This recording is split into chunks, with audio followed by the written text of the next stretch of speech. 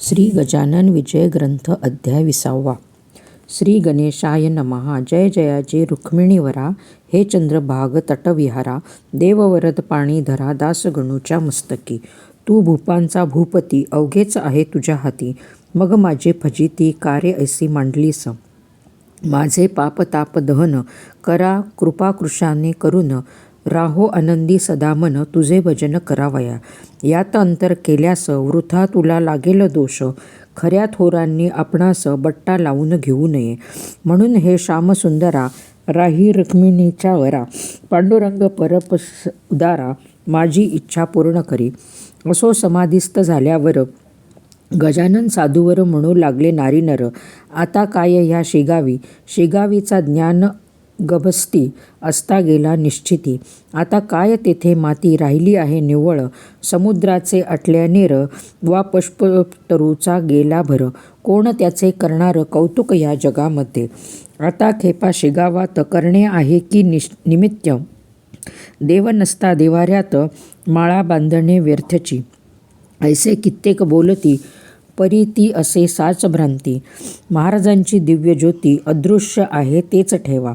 जेवी इंद्रायणीचे तिरी ज्ञानेश्वर समाधिस्थ जरी. ते आहेत भेटले परी तेच ठाई भाविका. तैशीच शेगावात श्री गजानन स्वामी समर्थ. ऐसा जयाचा सिद्धांत दर्शन त्यांना तेथे होतं. ते विषयीची एक कथा सांगतो मी येथ आता. गणपत कोठाडे होता एक भाविक गृहस्थ. हा रायली कंपनीचा एजंट शेगाव दुकानीचा. नित्य प्रेम होता त्याचा दर्शनाचा श्रोते हो. अस्तमानी प्रति दिवशी यावे त्याने मठासी. बैसोनिया समाधीपासी स्तवन करावे एकनिष्ठे. एकदा ऐसे वाटले त्यास अभिषेक करून समाधीस. उद्यांच्या विदयादशमीस ब्राह्मण भोजन घालावे. केली सर्व तयारी अभिषेकाची साजेरी. शिधा मेठा भीतरी धाडिल्या मोठ्या प्रमाणात. ते कांता म्हणे तो प्राणनाथा, हे तुम्ही काय करता. हाड नाही तुमच्या हाता खर्च करण्याबाबतीत. उद्या आहे विजयादशमी, म्हणून पोरा बाळांचे कपडे अलंकार अंगासी करून घाला काहीतरी. हे अभिषेक ब्राह्मण भोजने वरचेवरीन योग्य करणे. दिली आपणा ईश्वराने 4 पोरबाळे हो. फुटका मनीना अंगावरी मी लंकेची पार्वती. गृहस्थाची ही का रीती संचय करावा धनाचा. हे कांतेचे भाषण गणपतरावानं रुचले जाणं. तो म्हणे प्रपंचाहून श्रेष्ठ परमार्थ वाटे मला. तोच त्याच्या कांतेसी स्वप्न पडले रात्रीसी. उगेन छळी पतीसी तो करतो ते करू दे.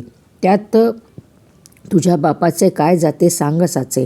हे अश्वताचे वेडे हे बाळगू नको. यामध्ये न काही सार. धन भूचे भूमीवर येते मात्र बरोबर. पाप पुण्य मानवाच्या अभिषेक ब्राह्मण भोजन हे परमार्थिक आहे पुण्य. त्याच्यासाठी वेचता धन. तेन जाय अनाठाई पेरलेल्या बीजापरी त्याची स्थिती होते खरी. म्हणून सांगतो तुला पोरी अडथळा त्या करू नको. ऐशा पाहून स्वप्नास सांगती झाली पतीस. हे गणपतरावास हर्ष झाला विबुध हो. झाले का हे प्रत्यंतर. महाराज तेथे साचार सोडून द्यावा कुविचारच आजपासून काहीतरी. मुले बाळे कोणाची धनदौलत कोणाची. तू न बाही चिंता त्यांची ते अवघे समर्थांचे. असो गणपतरावाने पूजन केले आनंदाने. त्या दसऱ्याच्या मुहूर्ताने खर्चही केला अत्युत्तम. या गणपतरावाची निष्ठा समर्थपतीसाची जडली शुद्ध स्वरूपाची होती पहिल्यापासून. लक्ष्मण जरी जंजाळाला ऐसाच अनुभव एक वेळा हा बोरीबंदरावरी आला. तो ऐका सांगतो. काही कामानिमित्त लक्ष्मण गेला मुंबईत. हा समर्थांचा होता भक्त पहिल्यापासून विबुध हो. घरच्या काही कटकटीने वैताग त्याच्या घेतला म्हणे. काही व्यापारासंबंधाने आला होता मुंबईस. असो बोरी बंदरावरी लक्ष्मण आला जया घरी. तो आगगाडीच्या धक्क्यावरी एक भेटला परमहंस. अजानुबाहू उंच बांधा दृष्टी नासाग्रासी सदा. ओंकाराचा सवदा जप चालला त्याच्या मुखे.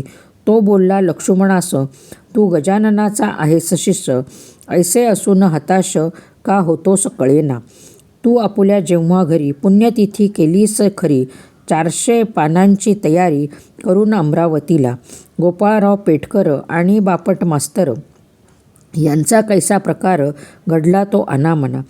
पुत्रशोक बापटासी झाला असून प्रसादासी, तो तुझ्या गेहासी आला होताना सांगते. पेठकराचे ब्राह्मण भले, सांग कशाने राहिले. अरे गजानन स्वामी गेले त्या उभय त्यांच्या स्वप्नात, उपदेश करून दोघास आणिले होते प्रसादास. हे कैसे विसरलास सांग मला ये वेळी. खुण्याच्या गोष्टी ऐकून साशंक झाला लक्ष्मण. म्हणे हा असावा कोण हे काही कळत नसे. लक्ष्मणे त्या संन्यासाला आदरे नमस्कार केला. तो पाहता पाहता गुप्त झाला बोरीबंदर स्टेशनाशी. मग लक्ष्मण येऊन घरी वागू लागला पहिल्या परी. प्रतिवर्षी आपुल्या घरी पुण्यतिथीचा प्रारंभ केला. अवधूत जयराम खेडकरासी राहित साहित गावासी, भेटते झाले पुण्यराशी संन्यासींच्या वेशाने. एक माधव मार्तंड जोशी कळंब कसूर ग्रामासी, आला मोजणी करायासी जमिनीची श्रोते हो. हा सरकारी नोकर होता रेव्हेन्यू ऑफिसर. त्याचा गजानन साधूवर पूर्ण होता भरोसा. दिवसभर मोजणी केली. पुढे त्यास इच्छा झाली अस्तमाचे समयाभली शेगावास जाण्याची. आज गुरुवारचा आहे दिन, घेऊ समर्थांचे दर्शन, ऐसा विचार करून आज्ञा केली शिपायाला. जोड आपुली वेगे दमणी, जाऊ शेगावा लागुनी, रात्र तेथे काढून येऊ सकाळी पुन्हा परत. तई तो शिपाई कुतुबुद्दीन बोलला कर जोडून, आभाळ आले भरून याचा विचार करावा. मन नदीला पाणी भले, आहे थोडके आता आले, पाही पाणी गढूळ झाले म्हणून केली विनंती. जोशी म्हणाले त्यावर, अरे आता होऊ नदी पार, जा दमनी करी तयार, उगीच सववी सांगू नये. शिपायाने जोडली दमणी, आला लगेच घेऊन. जोशी आत बैसोनी जाऊ लागले शेगावा. दमणी घातली नदीत, ते पाणी आले अकस्मात. जाण्या पहिलं तटाप्रत अवसर नाही राहिला. झंझावात बळावला, कडकडाट करी चपला. मन नदीला पूर आला, क्षणा माझी भयंकर. मेघवर्षे मुसळधारा, झंझावात सुटला खरा. शेतकऱ्यांची या छपरा, तो उडवी लागला हो. शिपाई म्हणे कुतुबुद्दीन साहेब येथेच आले मरण, तुम्हा आम्हा लागून उपायासी आता नसे. तै माधव मार्तंड जोशी घाबरे झाले निजमानसी, बहु लागले समर्थांसी करुणायुक्त वचना. हे समर्थ गजानना, रक्षणा आमुच्या करी प्राणा, संकट तुझ्या विणा त्राता न कोणी आम्हा ते. कथा ऐकली पुराणात, जहाज बुडता समुद्रात, त्यास संताने देऊन हात, रक्षण केले सर्वस्वी. तूही संत असामान्य, ब्रह्मवेत्ता करुणाघन, करी अमुचे रक्षण येऊन ह्या पुरामध्ये. दमणीत आले जीवन, बैल गेले घाबरून. मग जोशी पुढे होऊन बोलते झाले शिपायास, तू आता मागे सर, अवलियाचे भजन कर, तेच नेतील आपणा पार, त्यांची चिंता करू नको. जोशी म्हणाले समर्था, आगाध आहे तुझी सत्ता, वाटेल ते करी आता, तारी अथवा मारी आम्हा. कासरा दिला सोडून, दोघांनीही मिटले नयन, तो काय घडले वर्तमान, ते आता परिसेया. ऐसा महापुरातून पैल तटा पाऊली दमणी, उभी राहिली येऊनी सडकेवरी शेगावच्या. ऐसा प्रकार पाहता आनंदले उभयता, पहा केवढी अगाध सत्ता आहे अवलिया बापाचे. पुरा माझी रक्षण केले, निज भक्तांना बुडू दिले. जोशी शेगावांप्रती आले, एक घटका रात्रीस वंदन केले समाधीला. पालखीचा पहिला सोहळा, दुसरे दिवशी बहुध केला दानधर्म जोशांनी. बाळाभाऊची पासी, ब्राह्मण भोजन घालण्यासी, काही रुपये अतिहर्षी जोशी देते जाहले. साकल्प कथिले वर्तमान, बाळाभाऊ लागून, हे नवसाचे ब्राह्मण, तुम्ही घाला माझ्यास्तव. काकी मला रजा नाही, काम जरुरीचे पाही, ऐसे सांगून लवलाही जोशी गेले निघून. एक यादव गणेश सुभेदार होता हिंगणीचा राहणार. हा करीतसे व्यापार वराडात कापसाचा. यास एके साली भला 10,000 तोटा झाला. त्या चिंतेने क्षीण झाला, काही न सुचे मानसी. परी व्यापार सोडवेना, चिंतामणीची जाईना, फायदा काही होईना त्याच्या मनाप्रमाणे. फायद्यासाठी खटपट करी, नाना प्रकारे साजेरी, स्वस्त न बसती व्यापारी राहती सदा प्रयत्नात. हा एकदा वर्ध्यात आला काही कामानिमित्त. उतरण्या गेला घरात विनायक असिरकराच्या. तो इतक्यात तेथे आला एक भिकारी बोध हो भला. भिक्षा काही मागण्याला असिरकराच्या घरात. पोशाख अवघा मराठी, करा माझी भव्य काठी. डोईस होती टोपी मोठी, बना तिची मळकट. कंपवायूने शरीर कापत होते वरच्यावर. त्यास पाहता असिरकर चित्ती परम कोपले. जा बेटा मागल्या द्वारी, तेथे मिळेल भिक्षा खरी. नको चढूस पायरी, ओसरीची ये वेळा. परी हे बोल त्याचे, भिक्षेकरी न मानी साचे. येऊन वरती ओसरीचे, यादव सानिध्य बैसला. घाल भिक्षा काहीतरी, असे म्हणून पुढे करी. भिक्षापात्र भिकारी यादव सुभेदाराच्या. यादव म्हणे मनात, भिकारी हा लोचट बहुत. नको म्हणत असता येथ हा बसला येऊनी. त्या ते पाहत न्याहाळून, तई तो भासला गजानन. सुभेदारा कारण शेगावचा राजयोगी. दृष्टीस तेज अत्यंत, स्वरही त्याच्या परिसत्य. फरक इतुकाच होता त्यात, कंप होता तनूला. तेज मुद्रा बोलणे होते समर्थाप्रमाणे. ते पाहून ऐसे म्हणे सुभेदार निज चित्ती. हा जरी मानू गजानन, तरी ते गेले समाधिस्थ होऊन. आता महाराज कोठून पडतील आमच्या दृष्टीशी. काही असो पैसे दोन, देऊ भिकाऱ्या कारण. श्री गजानन समजून उहापोह ज्याचा नको. पैसे घेतले भिकाऱ्याने, आणिक काही देई केले श्री गजानना कारणे. शेरणी वाट गुळाची, ते वायदे करीसी वरचेवर. ते मी न आता मानणार, तोटा 10,000. तूच व्यापारी आला ना, त्याचा विचार अंतरी. करून देई काहीतरी, रुपये मजला लवकरी. काठ पाकीट खिशातून ऐसे भिकारी बोलता. सुभेदार झाला देता, काही रुपये तत्वता. पाकिटाचे काढून भिकारी म्हणे ते अवसरी. संतुष्ट मी इतक्यावरी, होत नाही दे लवकरी. आणखी रुपये काही मला. पुन्हा रुपये काढिले, भिकाऱ्यासी अर्पिले. तो इतक्यात घरात गेले विनायकराव असिरकर. यादवराव एकटा बसला होता असिरकराच्या ओसरीला. ते पाहून बोलला सुभेदारासी येणे रीती. संशय गजाननाविषयी, का घेतोस चित्ती पाही. कपडे काढून उभा राही, माझ्या पुढे ये वेळा. तुझ्या अवघ्या अंगावर दृष्टी पडू देई एकवार. माझी तेणे होईल दूर, व्याधी तुझी यादवा. तू मजला मुलापरी, का रे लाजसी अंतरी. ऐसे म्हणून पाठीवरी हात फिरवला तयांनी. फिरवला नखशिखांत, अंगावरून त्याने हात. तो आले इतक्यात असिरकर ओसरीला. रुपये घेऊन भिक्षेकरी गेला द्वाराच्या बाहेरी. यादवाने बहुतापरी तपास केला गावात. परीन थांग लागला, शेवटी त्याने निश्चय केला ऐसा आपल्या चित्ताला, की हा असावा गजानन. सुभेदार म्हणे मानसी, हे समर्थ असल्या आज दिवशी, फायदा होईल व्यापारासी. काहीतरी निसंशय तो सुभेदाराच्या. गाड्या आल्या कापसाच्या, विकण्यासाठी साच्या. वर्ध्याची या बाजारी, विक्री होता किंमत. येतो झाली तया बहुत, तेणे यादव चित्तात समाधान पावला. आणि निश्चय ऐसा केला, जो भिकारी भेटला तो होता समर्थ भला. श्री गजानन योगीराज समर्थ आपुल्या भक्तांचे रक्षण करती अहर्निशी. निष्ठा मात्र त्यांचे विषयी दृढतर पाहिजे मनात. भाऊ राजाराम कंवर खामगावी होता डॉक्टर. त्यांनी तेलाऱ्याच्यावर बदली असे जाहली. म्हणून येथे जाण्याला खामगावहून निघाला. सहकुटुंब मठात आला, घ्याया श्रींचे दर्शन. गाडी केली तेल्हाऱ्याची, तयारी केली निघण्याची. वेळ अस्तमानाची असती झाली ते वेळा. बाळाभाऊ मठाधिपती, तो त्या बोलला येणे रीती. अहो ऐका माझी विनंती, प्रसाद घेऊन जावे तुम्ही. तुम्ही आजपर्यंत गेला न येथून उपोषित. आज ऐसे विपरीत काहो मणी आणेले. ह्यातून आहे व्याप्तिपात, हे आणावे मनात. कवर सांगे त्याप्रत, मला निकड आहे बहु. आज रात्री प्रसाद घेतो, आजच्या रात्री निघून जातो. नसता आग्रह मला तो, तुम्ही न करा ये काळी. बोलल्याप्रमाणे निघाला तेल्हाऱ्यासी डॉक्टर भला. घेऊन मुला माणसांना दमणे माझी बसून. रात्र होती अंधारी, महाभयंकर साजेरी.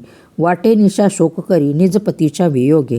तो चमत्कार ऐसा झाला, तेल्हाऱ्याचा रस्ता चुकला. कोणी न भेटे पंथाला, विचारावे कोणाजरी. गाडी अरुंद रस्त्यावर, दोन्ही बाजूस काटे फार. गाडी उभी काठांवर, एक भव्य तलावाच्या. म्हणता झाला गाडीवाला, साहेब रस्ता आहे चुकला. हे ऐकून कौराला आश्चर्य वाटले मानसी. खाली उतरून तो पाहता तो अवघे दिसले विपरीत. अपशब्द बोलला बहुत तो त्या गाडीवाल्यातला.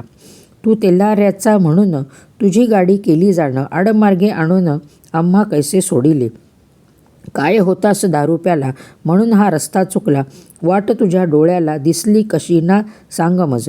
तेल्हाऱ्याचा रस्ता थोर, आम्ही हमेशा वाहतो साचार.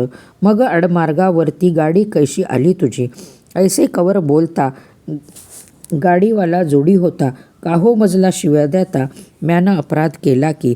मी हमेशा भाडे करतो, तेल्हाऱ्याहून येथे येतो. वाटेल तेव्हा गाडी हकतो, रस्ता अवघा माहीत मज. बैलही ना कोठे वळले, ते नीट येथेच आले. तलाव पाहता स्तब्ध झाले, हा न रस्ता तेल्हाऱ्याचा. मग कवर समजला मनात, हे समर्थांचे आहे कृत्य. प्रसाद घेतल्या विरहित काकी मी निघालो. बाळाभाऊच्या विनंतीला मी नाही मान दिला, म्हणून माझा रस्ता चुकला. आता वाट गवसे कशी. हे भयंकर कानन, येथे मशी त्राता कोण. गजानन तुझं वाचून रक्षण माझे कराया. तो तळ्याच्या दुसऱ्या बाजूला घागरमळ्यांचा आवाज झाला. डॉक्टरांच्या कानी पडला. तेने आला थोडा धीर. गाडीवाल्यासी म्हणे कवर, रस्ता नाही फार दूर. या चाहुलीचा सुमार धरून गाडी हाण आता. ते त्याने ऐकिले. काट्याकुट्यांमधून नेले, नीट रस्त्याला लाविले या आपल्या गाडीस. हमरस्ता लागता भली. डॉक्टरांनी चौकशी केली. तो ऐशापरी समजली गोष्ट त्या कौराते. हे शेगावाचे शिवार आहे अजून साचार. मग म्हणाला डॉक्टर, चाल शेगावी परत आता. सूर्योदयाचे समयाला शेगावांसी कवर आला. वृत्तांत बाळाभाऊला केला सर्व निवेदन. मग बाळाभाऊ म्हणाले, हेच आज बरे झाले. व्याप्तीपाती न जाऊ दिले समर्थांनी तुम्हास. आज प्रसाद ग्रहण करा, उद्या जा हो तेल्हारा. करू नये कधीच खरा प्रसादाचा इन्कार. समर्थांचे तुम्ही भक्त, म्हणून तुम्हा आणि ते परत. मानवाचे अवघे बेत सिद्धीस जाणे अशक्य. संतांच्या जे असेल मनी, तेच येईल घडोनी. भरवसा त्यांचे चरणी, ठेवून स्वस्थ असावे. दुसऱ्या दिवशी प्रसादाशी घेऊन गेला तेल्हाऱ्यासी. आता पुढील गोष्टीसी अवधान द्यावे श्रवणाते. एक रतनसा नामे नर, होता जातीने भावसार. तयाचा मुलगा दिनकर होता 1 वर्षाचा. त्यासी सोबणीचा रोग झाला. कोण म्हणती सटावला. बालक अवघा सुकून गेला. रक्त न राहिले अंगात. दिसू लागली अवघी हाडे, वरती नुसते कातडे. वैद्य आणले बडे बडे, परीन झाला उपयोग. मुलगे रडता राहीना, दूध पाणी घेईना. ज्वरमुळीच सोडीना, पहा तयाच्या तन्नू ते. वैद्य म्हणती रतनसासी, आता औषध न देई यासी. हा तुझ्या हातासी लागणे आहे अशक्य. शक्याशक्य विचार सुज्ञे करावा निरंतर. उगीच पूल सागरावर बांधावया जाऊ नये. ऐसे ऐकून रतनसा रडू लागला धसाधसा. शेवटी विचार त्यांनी केला आपुल्या मानसी. येवी तेवी मरते पोर, माझे आता साचार. पाहू करून एकवार, उपाय हा शेवटचा. दिनकराचा अंतकाळ आला होता अतिजवळ. घरची माणसे सखळ लागली श्रोते रडावया. हातपाय गार झाले, नेत्रतेज मंदावले. मनगटाचे सोडिले ठिकाण पहा नाड्यांनी. ऐशा स्थिती माझारी, रतनसाने पुत्र करी. घेऊन ठेविला असे द्वारी, घेऊन या समर्थांच्या. आणि केला त्यांसी नवस. पुत्र माझा उठल्यास शेरणी वाटेल तुम्हासा. मी 5 रुपयांची तुम्ही पावली अवघ्याला. त्याचा अनुभव देवा मला, मीही आहे आपुला. माझी उपेक्षा करू नका. माझे मूल द्वारात. तुझ्या जरी झाले मृत, तरी अवघ्या वराडात तुझी होईल नाचक्की. अमृतापरी तुझे चरण आले सांगत आम्हाजन.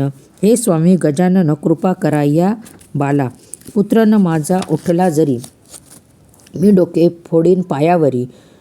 तुझ्या आज निर्धारी ऐसा निश्चय मनीचा.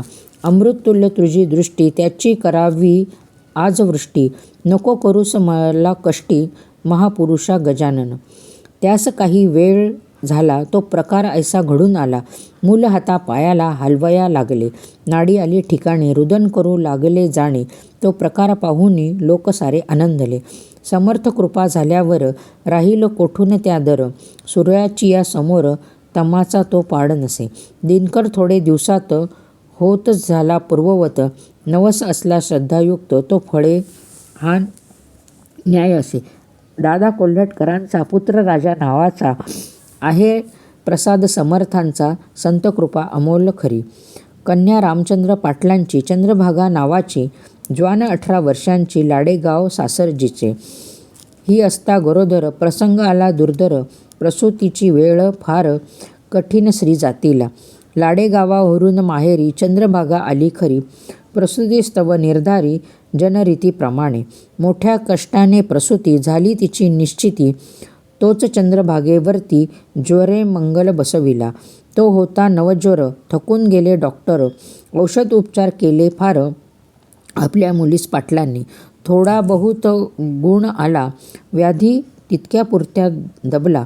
परी नव्हता मुळीच झाला नामशेष देहातून. चंद्रभागा आजारी पडू लागली वरच्यावरी. एकदा अकोल्या नेले खरी औषध तिला द्यावया. वैद्य विधाने नाना करीती. कोणी नळसंग्रहिणी बोलती, कोणी वैद्य असे म्हणती. क्षय झाला मुलीस ह्या. मेळ एकाचा एकाला नाही मुळी लागला. मग पाटलांनी विचार केला, आता वैद्य गजानन. तारो अथवा मारो इसी. अंगारा लावा प्रतिदिवशी. तीर्थ द्यावे प्यावयासी समर्थांच्या पायाचे. पिता मोठा निष्ठावंत. समर्थावरी अवगा हेत. हळूहळू त्या पोरींप्रत गुण येता झाला. तिला उठवत नव्हते सय्यशी. तीच आली दर्शनासी. पायी चालत मठासी. हे महत्त्व अंगाऱ्याचे. निष्ठावंत ज्याचा भाव, तयासी पावे देव. उपस्यापदी भाव, उपासके ठेवावा. रामचंद्राशी अंगणा, जानकाबाई सुलक्षणा. पैरी दैवयोग सुटेना, तो भोगल्या वाचून. वाताचा झाला विकार, जानकाबाई साचार. पोट दुखे वरच्यावर, काही उपाय चालेना. औषध देता दवे वात, पुन्हा उठे पूर्ववत. ऐसा क्रम दिवस बहुत चालत होता श्रोते हो. त्या वात्याचे अखेरी झाली होती मस्तकावरी. मेंदू बिघडला निर्धारी, गेली जाणीव मावळून. वेड्यापरी करावे वाटेल ते बोलावे. कधी उपाशा निजावे, कधी बसावे जेवत. कोणी म्हणती लागले भूत, कोणी म्हणती रोग सत्य. काही वधू लागले तेथ, हा करणीचा प्रकार असे. काकी जितके असती जमेदार, त्यांचे असते वाकडे फार. दुबळा आपला दावी जोर, चेटूक करणी करून या. औषध उपाय बहुत केले, जाणतेही अणविले. गंडे बहुत बांधिले, करी जनकाबाईच्या. पाटील घरचा श्रीमंत, तो सापडला अडचणीत. म्हणून येता झाला ऊत अवघ्या त्या दांभिकांना. कोणी अंगात आणावे, वेडाचे निदान करावे. काहीतरी सांगावे धनास्तव पाटलाला. तो बिचारा सारे करी. कांता बरी होय परी. विचार त्याने अखेरी ऐसे रीती ठरविला. वैद्य आता गजानन, जाणता आता गजानन. देव ऋषी आता गजानन, तो जे वाटेल ते करो. माझी बायको सून त्याची, ही भावना माझी साची. आता अन्य उपायांची गरज नाही आम्हाला. तू उद्यापासून प्रातःकाळी करीस्नान. मठा माझी जाऊन घाली प्रदक्षिणा समाधीसी. ते तिने पतीचे वचन सर्व थैव केले मान्य. समर्था समाधी लागून घालू लागली प्रदक्षिणा. गेल्यानं त्या मात्र वाया, दया आली सद्गुरू राया. वाताविकार जाऊन या, निर्दोष ती झाली. खऱ्या खऱ्या संतांची सेवा न जाई वायासाची. परिनिष्ठा मानवाची, जडणे तेथे अशक्य. समर्थांच्या नंतर बाळाभाऊ गादीवर बसले. त्यांचे चमत्कार काही थोडे झाले. हे वैशाख वद्य षष्टीशी शेगावी गेले वैकुंठासी. त्यांच्या मागून गादीसी बसले येऊन नारायण. बाळाभाऊ जेव्हा गेले तेव्हा नारायणा स्वप्न पडले. नांदुरे ग्रामी भले, ते थोडे सांगतो. हे माळी नारायणा, तू शेगावास करी गमना. रक्षणा भाविक जनांना ऐसे मला वाटते. ऐसे स्वप्नी सांगून निघून गेले गजानन. म्हणून आले नारायण शेगावा माझारी. काही दिवस यांनीही अधिकार चालवला ते ठाई. याची समाधी झाली पाही चैत्रशुद्ध षष्टीला.